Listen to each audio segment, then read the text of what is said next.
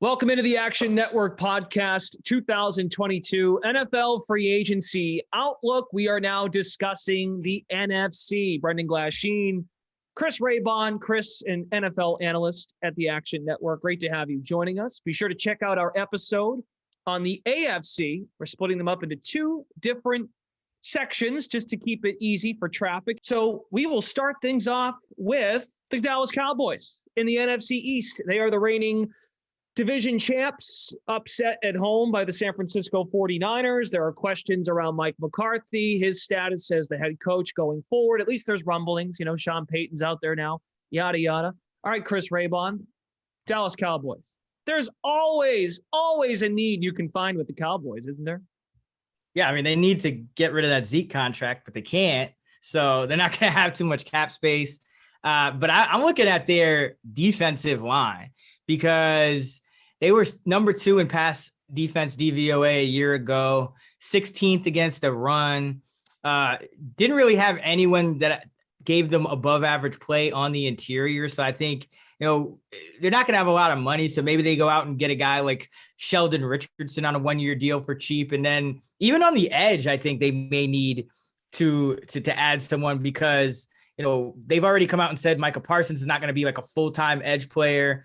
They could save $19 million by cutting DeMarcus Lawrence, so they might have to do that. But then you also have Randy Gregory and Dorrance Armstrong, who are free agents. So there's a lot of questions about who's going to be on the edge. And if you want to be an elite team and make a deep postseason run, you're going to need that pass rush, and you're going to also need just some better play on that defensive line. Get after the quarterback with 4. So that's where I'm looking. I think Jason Pierre-Paul might be an option, but he was just not very good. He just fell off a cliff last year, but he would have come cheap at least. So I think that's kind of the guys they're going to be looking at unless they cut Lawrence. As a reminder, folks, we go team by team in the NFC. If you want to look for your favorite team, a team you are following closely, a team you want to learn more about as free agency looms, you can find it with the timestamps here on the pod. Let's go next to a team. And by the way, there is some news that did break this week on the NFC East, the team in particular. So we will get to that. Let's go to the Eagles next. They were a playoff team. 2 teams out of the NFC East going to the playoffs. Philadelphia, just over $17 million in cap space. We think there's a chance they're going to believe in Jalen Hurts here going forward at quarterback. There's questions at receiver. And you also think, Chris, they can do some things here in free agency to address the back end of their defense. Yeah, I think the back end is very important for a team like this. We know Jonathan Gannon and his scheme. They want to kind of sit deep and keep things in front of them and not give up the big play. So their safeties, McLeod and Harris, they're both unrestricted free agents. They were both below average in coverage last year. So I think Marcus Williams, who's the top safety on the board, is a really good fit here. Pro Football Focus charts him as a top 7 safety in 4 of his 5 professional seasons, including each of the last 3. I think you're going to need to pay, upwards of $15 million per year to get him. But they can do it. They're middle of the pack in cap space. I think it would be worth it. And then I think a veteran wide receiver would help. Smith is obviously going to be the future for them, but I think and Goddard, on the inside, but I think they need somebody to kind of take the pressure off Smith. Juju Smith-Schuster could make some sense, would make a big target. Quez Watkins was playing a lot of slot last year, but his average depth to target was really high. So that, maybe they could let him go outside a little bit more, have Juju playing that possession role. Or Allen Robinson, I think, a big bodied guy could also take some pressure off him. And Robinson wouldn't even necessarily have to be that number 1 guy in this offense. But he could be kind of that 1A, 1B kind of situation with Smith. So I think Robinson's another guy, but Marcus Williams really on the defensive end is the guy who I'd like to see them sign.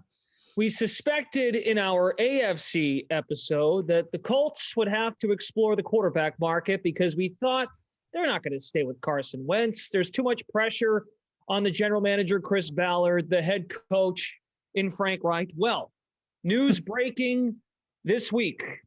Carson Wentz has been traded to the Washington football team, now known as the Commanders, for a package of picks that includes 2 third-rounders, Washington, Chris, is taking on Wentz's full contract. That's according to Adam Schefter of ESPN. They will pay him the full $28 million this year, which includes a $5 million roster bonus that's due next week. They're calling him Commander. I'm using Schefter's line here, but from now on, it's Commander Carson. That's kind of nice. That's cute. There's a nice little ring to that. Commander Carson. But what does it do to the Commanders' free agency spending plan in terms of their cap space? I don't like this move. I mean, I get it. You wanted a guy at quarterback, but I mean, is Carson Wentz going to be a major upgrade on whatever they had going on? I mean, I don't know. I mean, he just kind of Carson Wentz, or at least the Wentz we've seen ever since that great season he had a few years ago, has just been this guy that's not really a difference maker, and he's actually going to hurt you more often than not. So like last year, he wasn't turning the ball over, but he didn't come up big. This is kind of a similar situation where, they have one good receiver, and granted, McLaurin is better than Michael Pittman, but it's like you have one good receiver, and now you've given up some cap space because they were in the top 8, before this trade. Now, and obviously they're going to drop. So, I don't love this move. I just don't think it's a needle mover. I think, like the Rams with Stafford last year, that was a needle moving type of move. I just don't think this is a needle mover for them. I do think that, on defense, let's switch it around because their defense really let them down. And that's kind of, if you have Carson Wentz, you're going to need a defense. And you have the front, you have the line, right? And you have some talent on the back end, even though the pass defense wasn't good for much of last year. You have some talent on the back end. But linebacker is a big sore spot for them. I mean, Holcomb was the only guy that was even average. Bostic was terrible. I would like to see them make a run at a guy like Devondre Campbell. We'll see what kind of salary he commands. He really stepped up and was a top 2 linebacker last year, but, hadn't always been that good. But he could play a 3-down role. So he's a guy that I kind of had circled, but we'll see how, the Wentz move kind of affects their cap space. But I think linebackers is a key because their defense is going to have to carry them. You have Carson Wentz and one good receiver right now and a good running back, but, Right. Which, Antonio Gibson is still new to the position. If we're being honest, he's still at least not, he played it last year, but still new to the position. And Mark Mayhew, second-year general manager with the football team. You wonder, I'm just speculating now, I'm looking ahead here. I mean, with Ron Rivera as the coach, you wonder if Rivera had a say and what they wanted to do here. But I think, Chris, your initial reaction is a good one. How much they're delusional here? They're delusional. How much of an upgrade are you really making? Yeah, have you heard all year? I don't know if you've heard some of the quotes this offseason from Rivera. And listen, it's puff piece season. Everyone's kind of talking up everybody. But Ron Rivera is like, yeah, I like our wide receiver depth behind Terry McLaurin. Like, what wide receiver depth? It's like they thought they had a chance at Russell Wilson, and he was like, nah, I want to go to a team with a good roster. I think this team. Evaluating your own talent is so important in the NFL because that's not only going to, kind of let you find value in terms of the contract situations, but it's going to tell you, who you need to go out and get and how you need to kind of construct this thing. And I think Washington, I think Rivera is a decent coach, but I just think some of the personnel evaluation is off in Washington. All right, let's move things along here. Let's spend a minute on the Giants. What do you think? They have maybe a minute's not enough, but quickly on the Giants. They're probably going to get Mitch Trubisky and who could beat out Daniel Jones. So that's something, following Daboll over from Buffalo. But I think you look at them, they don't have much cap space. They're actually over the cap, I believe, as it stands. So they're going to have to find some cheap interior linemen. That's what I think they need to do. Ted Karras is an option. Ode Abushi. Austin Blythe. These are the types of guys that the Giants are going to have to kind of go out and sign, and you probably can get $5 million a year or less.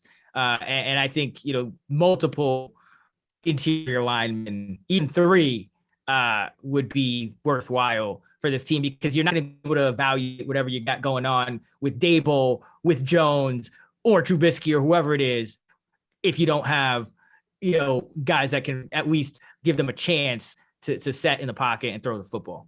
NFC North, Green Bay Packers answer their number one offseason question. Aaron Rodgers will be back next year. We still have yet to find out if the contract is actually happening because he goes on Twitter and says, nope, that's not happening. So who knows? Anyway, he's confirmed he's back next year. Packers come up short again in the playoffs. What do they do to put something around him that will appease him? Because last year it was Randall Cobb. What is it now? What do they do?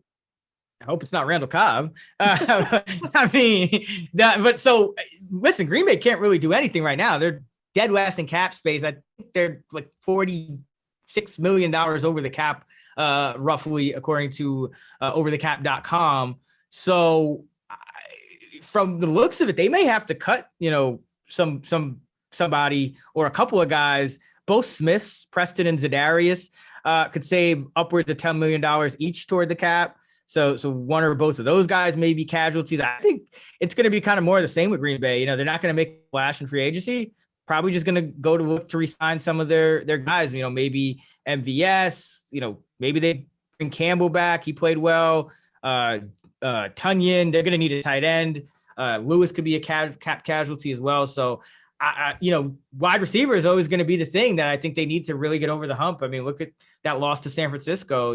Rodgers just launching it to Devontae Adams pretty much no matter what the coverage, what the situation.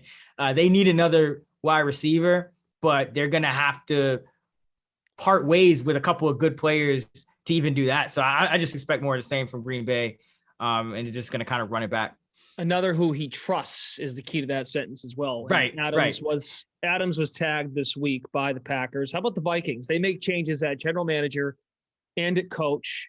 They've got stars everywhere. Justin Jefferson, you got Kirk Cousins, I think in the final year of that monster contract, if I remember correctly. So that's a lot of guaranteed money. What can the Vikings do with still a decent amount of cap space here as free agency starts next week? The Vikings actually don't have much cap space there. I think they're bottom five. They're like 15 mil over because Cousins is accounting for, I think it's about 22%, 21.8%. Yeah. So their Cousins is accounting for nearly 22% of their cap this year. Unbelievable. So, they're actually pretty cap strapped. I would say, and if you're a Vikings fan, I'm sure you would agree that cornerback is probably what you want to see them do something with. Patrick Peterson, a free agent. Mackenzie Alexander was graded by PFF as the worst cornerback in the league. So, they have this new defensive coordinator, Ed Donatelli, comes over from Chicago. Maybe he brings some of the guys he used to play with, or they sign some of the guys he used to have out there. Kyle Fuller, who wasn't good last year, but, maybe that was a schematic issue, or a Bryce Callahan, both of those guys would probably come cheap, maybe in the $5 to $6 million per year range. So, I don't think Minnesota can do too much, but they're going to have to sign and they're going to have to get some value in free agency at the cornerback position, I would think. Chicago Bears could be an interesting team because, as we discussed in the AFC, you got quarterbacks on rookie contracts. I mean, Justin Fields, we still don't know what he can be as a franchise guy, but you have that luxury of the rookie contract. They are in the top 15 of teams in the league that do have money to spend. Mm-hmm. How does Chicago, also with they've got a new coach, new GM. Yeah, Poles. They signed Poles, and then they got Eberflus from Indianapolis. So, listen, they gave up 58 sacks last year. That was most in the NFL. So, I think they need to go get a tackle. I mean, Jenkins do they look at him as a left tackle, or did they look at him as a right tackle, or is he not in the plan at all? Who knows? I would think you're going to give him at least, this year to start at one of those two positions. So if they're going to start him at left tackle, I think Morgan Moses could be an option at right tackle. Kind of a veteran guy who can get the job done. They flirted with him last year in free agency, but they were thinking of putting him at left tackle. He didn't want to play left tackle. So for that situation, it would have to be Jenkins at left and then Moses at right. I think Eric Fisher is another possibility because he has that connection with Eberflus from Indianapolis. So I think they really need to shore up that offensive line. And it doesn't have to be like a Teron Armstead because they have a lot of holes, so they have about, they have over $20 million in cap space. They're in the top half of the league, but they have a lot of holes. So I don't know if throwing money at a guy like Armstead, as good as he is, makes sense. I think if they can kind of get some solid above average guys or guys at tackle and on shorter deals, kind of just, okay, so we can evaluate Fields and give him some protection. I think that's what you want to do, but I think you definitely want to kind of overhaul this offensive line, and you need another receiver, maybe DJ Chark. I think he would be interesting. Darnell Mooney was, kind of emerged last year. So I think Robinson's not going to be back. Maybe you get a cheaper version of Robinson and a guy like DJ Chark, who probably costs, $3 to $5 million per year less. So that's what I think you do if you're the Chicago Bears. What masked the Detroit Lions from being very bad was they were very likable, because Dan Campbell just had, amazing post-game press conferences and kept those guys believing, and feels like they're still believing in them. But look, based on what you discussed with me before we started here, a lot of needs still for the Lions. They did sign Josh Reynolds to a contract just the other day, but a lot more needs to be said defensively, right? Yeah, I mean, I start with the secondary for the Lions, and they are, top 10 in cap space. They have over 25 million. So they should be able to do some things here. Safety, cornerback, those two positions, just imperative that they upgrade. They were 30th in DVOA against deep passes. They were 27th in DVOA against the pass overall. So, I think they need to upgrade from Will Harris at free safety. He was one of the worst in the league. I think Marcus Williams makes a lot of sense for them. That Campbell New Orleans connection maybe could play in, although I think Williams will have more options than going to a team this bad. So I don't know how realistic that is, but I think the Lions are kind of one of those teams. They have cap space, safety and corner, just go down the list, both of those positions, just throw money at the guys at the top of the list. And if they don't want it, keep going and hope you don't get too far down and you get some quality guys there. Because I think, they just need as much as they can. I think they need a veteran at the cornerback position, at least one, because, who knows with Okuda now, how he's going to be over Warrior, kind of hasn't really done enough. So, I mean, that secondary just needs to be overhauled. And then we keep hearing they're going to be major players at wide receiver.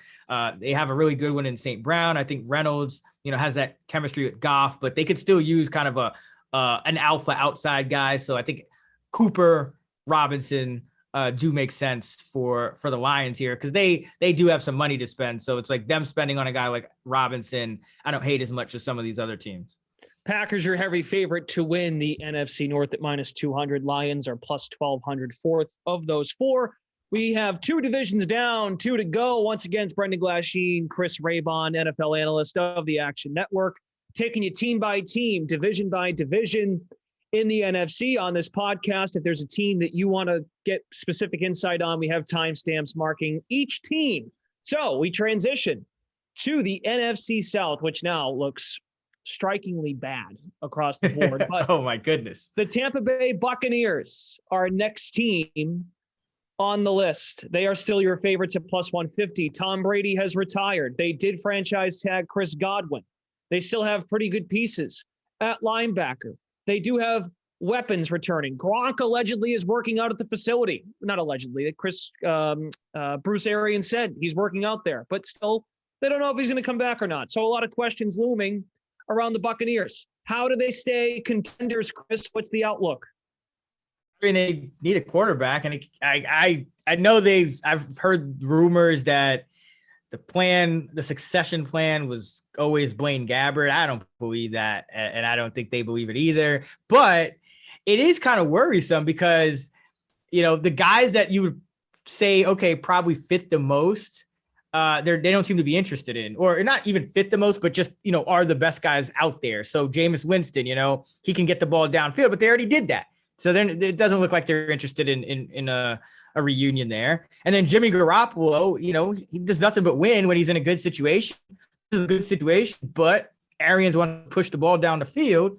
Jimmy's not really a fit for that. So they've kind of said, hey, we're out on those two guys. So it's like, now I really don't know what you're doing here at quarterback.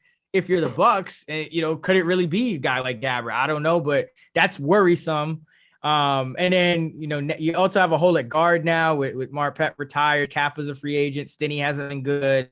So maybe you also, they don't have much cap space right now either. So Maybe a Ted Karras or a Bushi at guard, but it's going to be all about the quarterback and how they can kind of figure that out. Because if not, I mean, this is in the NFC, this is your division to bet. Like, the Bucs are plus 150, but this division is kind of wide open if Blaine Gabbert's starting a quarterback for the Bucs. I mean, like you said, it's just not a good division. It's anyone's division.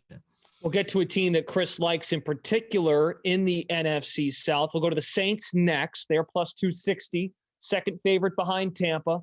Questions around this team as well in terms of what are they going to do? They're going to sell off any of these pieces? Are they in a rebuild? Are they not in a rebuild? You got some stars on offense and Kamara. You have Michael Thomas coming back, you think, and you got Cam Jordan who mans up that defense. They've got a good secondary as well. You're wondering though, what do they do at safety? Yeah, I mean, you're second to last in cap space. You're about $45 million over the cap, so you're not going to be able to bring back Williams, as we've talked about. I've heard them linked to Tyrann Mathieu, but like, how are they going to pay him? He might not fetch as much as Williams, but he's going to command a good chunk of money himself. I think a better option maybe would be a guy like Anthony Harris. I think he would cost under $5 million a year. But this team could be really bad. I mean, especially, who knows what's going on with Kamara? Like, there's a lot of kind of variance here. Cause I mean, they could win the division. I mean, they could end up going like Taysom Hill, Kamara, no legal issue. Michael Thomas is back. The defense is still good enough. The O-line is still good enough, and they could win the division, or they could just be abysmal. I mean, given, no Sean Payton here, that the holes they have in the roster. So, I mean, it's not the worst bet. Any team in this division outside of the Bucs is not the worst bet. But as you mentioned, I think there's a better option here than New Orleans because they're just in cap hell. You're in, and we go to the Carolina Panthers. There are questions around Matt Rule, his security. Christian McCaffrey is in trade rumors now once again. But you still feel the Panthers, well, give us the path. Give us the path on the Panthers this offseason, more specifically in free agency, as to why you believe in them. Yeah, I mean, I don't believe in them. I'm in terms of like, Sam Darnold, but the value at plus 400 to win this wide open division. I mean, why not? I mean, you look at them, they have 22 million cap space. So that's the most in the division. Tampa Bay is over the cap. New Orleans is way over the cap. Atlanta's going to have a little more space now that with the Calvin Ridley situation, but Carolina's still going to have probably over $10 million more than Atlanta. And I think Carolina already has a better roster than Atlanta, arguably. So, I think Carolina is an interesting team. I mean, I think I think they can put some things together on defense. I think they have some pieces there. Obviously, they probably going to have to revamp the secondary a little bit. But I also think they can kind of cobble together an offensive line with this cap space. It won't look quite as bad as it did last year. So last year, they were kind of this like, some people were like a little more bullish on them, and I thought they should be. But this year, I mean, in this division, with Blaine Gabbert and Matt Ryan, old ghost of Matt Ryan, and Taysom Hill. We don't even know Taysom Hill, or I mean, it could be, who knows? It could be Ian. I mean, who knows what's going on there, right? Man. I mean, it's just so wide open that when I just see like the Panthers, like, oh yeah, like they might get to like 7-8 wins and win this division if things go really bad for Tampa Bay and they don't find a quarterback and they're not able to replace, some of the guys they lose on defense and whatnot. So, it's not sexy, but Carolina plus 400, not the worst bet at this time of year, especially given that they have the most cap space in the division. I think it is sexy, more so because because if you went like the Falcons, because I don't know what to say. I don't even know how to notice how I'm like teeing Chris up everybody. I'm like giving him a little nugget on each team. I have no idea what to say about the Falcons. What do they do? Like they have like no cap space. They're bottom third of the league. They didn't draft a quarterback last year, and they're going to go with Matt Ryan again. They need help everywhere. Yeah. I mean, so the one thing you could say about the Falcons, and again, this is why I say, like, any team but the Bucs you can make a case for. The Falcons one thing they did good last year, in year one under Arthur Smith, was beat up on bad teams. They might have 3 bad teams in their division to beat up on. So I mean, but they're so bad. And I think they need an edge rusher. I really think they need at least one, if not 2, because they were dead last in pressure rate. And that's like, as we go through this podcast, I know a lot of people, a lot of the talk in free agency is around the same. It's like quarterbacks and wide receivers. And this is just not a great free agency class for quarterbacks or wide receivers. And the draft, maybe wide receivers a little better, quarterbacks, But so I look at the defensive side of the ball. I say, hey, you're going to have pressure. You're going to have to be able to cover. And that's why I'm talking a lot more defense here, because I think that's a little more attainable. And it might be worth a little more if you can get pressure against some of these teams that are in these, kind of situations with the lack of a quarterback. So, you can't last in pressure rate and win in the National Football League. So I think that's what the Falcons need to do. Maybe Nwosu from the Chargers. I think you could get him for under 10 mil. Lorenzo Carter, you could probably get him for under 5 mil. Those are some, reasonable kind of affordable guys, because the Falcons aren't going to have a ton of cap space. They're going to have some. And now they might need to re-sign Russell Gage. Now that they're not going to have they're still going to need other receivers, but at the minimum, they might still need to re-sign Gage, and he probably won't cost too much. I would say, 7-8 mil a year. Wouldn't be too bad. He actually played really well against man coverage. So I would be scared to see, this offense, if you take a guy who averaged, 2.8 yards per route against man coverage out of the equation.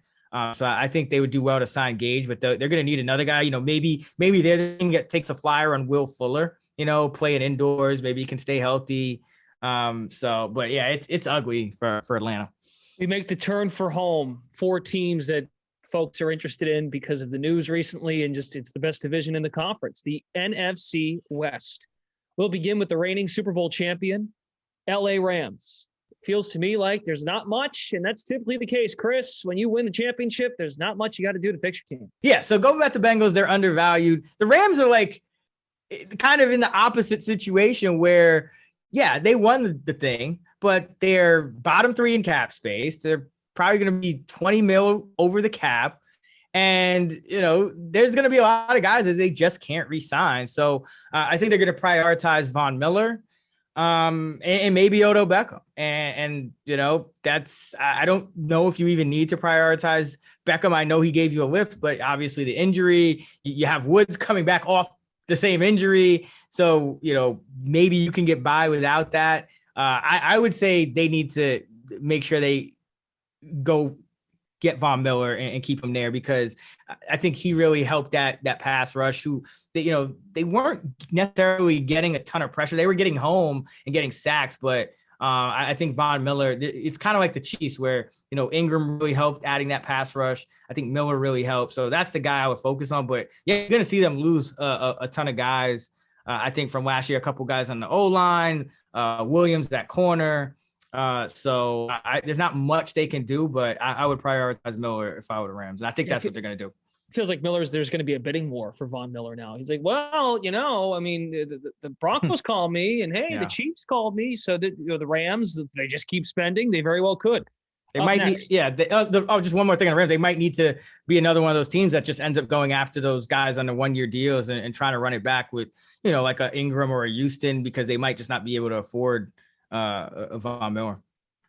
Let's go to the San Francisco 49ers, because they were a playoff team as well, and they got all the way to the NFC title game. They don't have much room in cap space. Rumors of Tom Brady maybe going there, but we'll leave that to the side. They've got to upgrade at corner, and maybe they're going to Trey Lance, because there's reports now with Carson Wentz going to the Commanders of Washington. Jimmy Garoppolo is on the list for the Colts, which then would mean Trey Lance gets the keys to San Francisco's kingdom. Yeah, I mean, cap space wise, that would be good for San Francisco. That would free up about 26 million. So right now they're I think about 1 million over the cap. So trading Garoppolo would really open things up for San Francisco. So this is a sneaky team to bet on this time of year as well.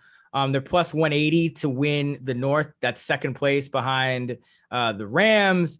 They're plus 550 to win the conference. That's third place behind the Rams Packers. So they're a sneaky team because they could get better, like a lot better if Lance can kind of, unlock that offense, and he could actually be an upgrade on Garoppolo. He didn't necessarily play like it, and Garoppolo has an excellent win-loss record with the franchise, but it's conceivable that Lance could be an upgrade. And then you would have, $25 million in cap space. And you already have a pretty good roster, good coaches. So there's a lot of upside with this team right now, where it's like, we don't know exactly what they're going to do. But yeah, cornerback has to be it. I look at guys like Casey Hayward could be an option. I think DJ Reed Jr. of the Seahawks, he's quietly graded as a top 15 corner each of the last 2 years, according to PFF. So he's a guy that, wouldn't even be super expensive, but could really upgrade them. I think if they have the cap space, maybe even go after a Carlton Davis. I think he's a guy that, in their scheme would fit very well. So cornerback just has to be what they look for first and foremost for San Fran. And I've, heard the rumors that they could be interested in a Juju Smith-Schuster as well. So, maybe upgrade that receiver room a little bit, that third spot. But yeah, cornerback for them, and they're a dangerous team. Just a tick behind the Rams in terms of odds to win the NFC West. Then you have the Cardinals, who were the talk of the league last year. I think it was 8-0 or 9-0. Was it 9-0? 9-0 start to the season? Something. Yeah, they were the last. They were the last unbeaten team, I believe. That's right. So the Cardinals, they fall short to the Rams in the postseason. What do the Cardinals do? Of course, I think Kyler Murray's back, or at least he's back on the Arizona map. He's back on IG. He's back on Instagram. I was just going to say, in the social media world, he's back. But what can the Cardinals do to upgrade and keep pace with the two teams that knocked him off? I mean, cornerback is their glaring weakness. They were one of the worst teams in terms of their perimeter corners. Robert Alford's a free agent. You have Murphy. You have Marco Wilson. They didn't play well. Maybe you try for a reunion with Rasul Douglas. He was on their practice squad before Green Bay poached him. Chris Harris is another guy that could come cheap. Akilio Witherspoon, another guy that could come cheap and has some upside, to give you some quality snaps. Maybe Steven Nelson, another guy, a little bit more expensive, probably in that $7 million range. But I think they need to sign multiple kind of value veteran cornerbacks and just hope that they hit. Because we know their offense is going to be decent with Kyler there, but they just need to kind of upgrade that cornerback, because you're still going to have to deal with Cooper Kupp and the Rams, and the Seahawks still have two great receivers, even if they don't have Russell Wilson. The Niners have Deebo Samuel, they have Kittle, they have Ayuk, so they have, they still have a dangerous passing game, even if it's Trey Lance. So that secondary for Arizona has to get better. Before we wrap up, the Seattle Seahawks, they get a ton of draft picks and some players in the Russell Wilson trade. They're going to release Bobby Wagner. So you move off the Wilson contract, you make the cut of Wagner to free up some room. So they're top 10 in the league now in cap space, $33 million. Who knows what they do with their other spots too? If they move off guys, do they go complete rebuild? How does Pete Carroll factor into all of this? What is the outlook for Seattle? That's a loaded question when you think about it, because of what we don't really know what they want to do yet. I think you have to go complete rebuild. And I think that's why the minute they traded Russ, well, first of all, they traded Russ, right? Like, that's kind of the signal right there. They traded Russ for a boatload of picks and Drew Lock and, a couple other guys, but that kind of signals a rebuild. And then they go ahead and release Wagner. So this is a rebuild. So, I don't think they're going to re-sign guys like Dwayne Brown and Quandre Diggs and Brandon Shell and Rashad Penny and, even Pochik on the O-line. I just think they're going to go full rebuild and kind of be flexible and put them, because they need a home run now. They have cap space, they have flexibility. So they're a team that they just need to be flexible. They need a home run. I think, if you are going to go after anyone in free agency, I would want a young building block, especially at a position like corner where you have struggled over the years. So I think Carlton Davis could be a good fit here. He's still 25. He was a top 30 corner last year. I think he could fit in well. But if I'm Seattle, I wouldn't expect them to kind of make a bunch of these kind of veteran moves that they've made in the past. I think it's going to be all young guys and just hold on to the cap space. All right, that's going to do it for us, everybody. Once again, be sure to check out the full podcast and file through some of those stamps addressing each team, if you have a team you want to eye individually, or also check out a team you're more curious about, Chris goes in depth, team by team in the NFC. Also, once again, check out the Action Network podcast that highlights the AFC when it comes to NFL free agency 2022. For Chris Raybon, Brendan Glasheen, thanks for tuning in to the Action Network podcast. Be on the lookout down the road here, folks. We have plenty of content coming later this week for UFC. We preview Saturday, the main card, and also next week we dive into March Madness, college basketball. We get Selection Sunday, and then we're going to dive into everything as it pertains to the madness in college basketball. Thanks for tuning in. We'll catch you next time.